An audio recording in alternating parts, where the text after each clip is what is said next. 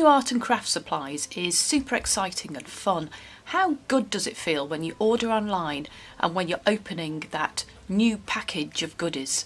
But the cost of it can really add up. So in this week's video, I'm sharing 5 ideas for reducing the cost of our crafting so that you can reduce your overall spend and simply get more for your money. And if you have a passion for paper, if like me you just love junk and art journaling, then hit that subscribe button down below, ring the little notification bell. I've got lots more videos and ideas to come.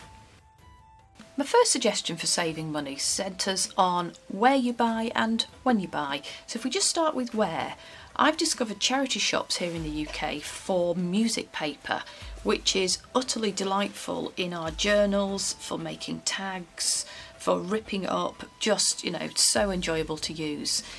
This particular book is called Mendelssohn's Songs Without Words, and this was £1 in a charity shop, and it has already that aged effect to the papers. But you can also buy lots of books of music that are maybe not aged in their look, that are white paper, and I have quite a stack of these, but that's okay because what I like to do is use my chalks, use my paint and age the paper, make it look more distressed. So I can still make lots of use of those, and I really enjoy using music paper from charity shops. In the UK, in the summer, we've had some glorious hot summers. I also like to go to car boot sales, and you may have seen me use this little book of herbs in 1 or 2 of my journals. This one is, let's give you the name, A Concise Guide in Colour, Herbs, Hamlin is the publisher, and it is a page per plant, and you get a number, well, obviously a whole stack of gorgeous little pages to look out, and I've put some of those on the front of some of my journals. The other beautiful book I managed to get from a car boot is this Victorian Flower Album by Henry Terry. So if I just turn the page and show you the kind of thing that you can get in a car boot sale if you have a good rummage. This has got umpteen gorgeous pages, and maybe in another video I ought to do just a page turn of it. But they are painted, and they're painted on what looks like aged paper as a background. So have a rummage at car boot sales and see what you can find.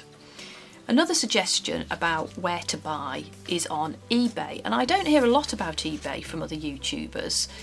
I see a lot of people talking about AliExpress for things like washi tape, and also bigger chain stores in the US like Michael's. And of course what you can get on eBay varies a lot, and if it's heavy like paper it can cost a lot to ship.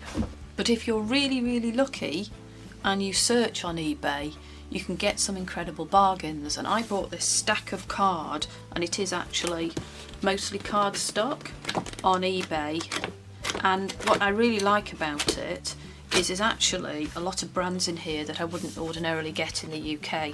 So yes, there is another couple of inches in there. The suggestion I have is to have a look on eBay for auctions. Have a look at auctions as opposed to a buy now. Find ones that close midweek, and I think midweek auctions have a better price than buying on eBay as a buy now or at the weekend. My other suggestion for buying paper and cardstock, which I'm sure you know, is to buy out of season, and I do look for Christmas papers out of season. The cost of ephemera, of stickers and sentiments is also something that I try to manage down, and my suggestion is to make your own, and I've just got a few examples here to show you. I use these, as you may have seen in my journal spreads. What I've done and been making a few of recently is a number of little torn out, ripped pieces of paper using a stamp. This is just a pretty lily in black ink on an old piece of paper from a book. So I stamp on various different pieces of paper. I've got scrapbook paper. Here's another little flower that I've stamped on brown card, and this card is actually just the inside of a roll of Christmas wrapping paper, and this one is a little fly here with a musical background also stamped on an old book page. So I've been making my own ephemera. I also have a passion for making and using little butterflies. So I stamp out butterflies on scrapbook paper, and then I just sit in an evening when the light's good in particular and cut those out. I've got a few other bits and bobs in here as well. So I always have these handy. I also have, I don't think I've shown you these before, a little pot of sentiments, and these are Christmas ones, but I do have others. And I've cut out, again, stamped images in a variety of colours of paper, so that I've got something that will work whenever I get to a stage of making a page in a journal. And I've also printed out in a font that I like various sentiments, and you can obviously use all of the different fonts and styles that are available to us, but the thing for me is to have them handy and have them already done. So I have my lovely little supplies. The other way that I'm going to reduce my cost of my crafting this year is to have a go at doing some little doodles myself. And I did show this in an earlier video, but I'm going to practice making little ephemera with doodles, taking some advice from Peggy Dean using this botanical line drawing book. So hopefully that's a second idea to help you reduce the cost of your crafting. And speaking of having things handy, my third suggestion is about getting organised. The more organised you are with your pieces of paper, with your paint and your supplies, the more likely you are to know where things are when you want to use it and to reach for it and use it. So I keep my various pieces of paper in some kind of organised fashion in a system of these plastic wallets.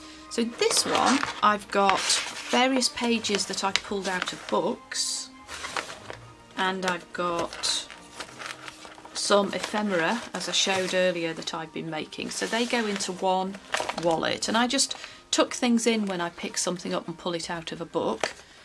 I also have a wallet which has got a number of papers in, scrapbook papers and pieces of card, as opposed to from junky books, old books. And these are in the various shades and colours and tones and styles that are working for me at the time I'm making a journal. So I don't have everything in front of me at the same time. Here's an example of a wallet with various little animals that I've been cutting out of an old book, so I'm keeping those together. And this, I think I showed you a couple of weeks ago. This is just a little plastic pot with a number of cards that are readily available and cut out, easy to reach for in different sizes and patterns, and there's a little bit of ephemera I've cut out of a plant book there. So having things handy, having things relatively tidy, and I'm definitely not a tidy person, I do feel like I want to reach for them, and I use a wider variety of things, and I'm less likely to want to go and buy more. I'm less likely to want to hit the button and buy something online. So I'm going to reduce my overall cost of crafting in that way. My fourth suggestion is about making the best use of what you already have. If you're getting a buzz from using what you have, if your crafting feels fresh and you're not thinking that you're stuck in a rut, then I think you're maybe less likely to want to go and buy something new. And I like to play a game, a kind of challenge with my stash. I pick something that hasn't had much love, or I don't think I would particularly reach for, and I try and do something that will make use of it, or I design around it. And an example here is this set of paints. I don't know if you can see, but it's a lot more dull, this stack of 36, I think, pans, compared with my new Arteza set. And I bought this one online, and it's clearly not authentic, and it's quite chalky. So what I've done is I have made painty papers using this set, and I do like it because it's giving a chalky effect, which you wouldn't necessarily want on some pages, but I wanted that slightly more textured effect to come through. So I challenge myself to pull something out that I haven't given much love, and I play with it, and I just see if I can do something by combining with other items that will mean that I enjoy it and make use of what I have, and maybe be less likely to go and buy something new. And my last suggestion with all of this is to find some crafty buddies who maybe make things, make papers, make journals, make tags in a style or do things that's different from your own, and just swap some of those glorious goodies. So I have received from a lady in Scotland, a very talented artist, much more talented than me, some beautiful papers for use in a journal. Her name is Julia McNeil, and I just thought I would share for a second some of the stunning cards that she sent to me. So these are, I think they are stamped and painted, and I love that dramatic black effect in both the border and the picture. And what I think I'll do is either make these into some journal covers or include some of the pages within the journal itself. I mean, just look at that. That would be beautiful for maybe a springtime spread, a springtime journal to really lift you, make you feel good. So collaborate with your buddies, swap and share, and use that to maybe reduce your overall cost of crafting. Now, I'm sure that you've got lots of great ideas for saving money, and I would be really grateful if you could put your points in the comments down below so that we can all benefit from them. If you've enjoyed this, hit that subscribe button and the notification bell, and we can share our paper passion again next week. See you soon.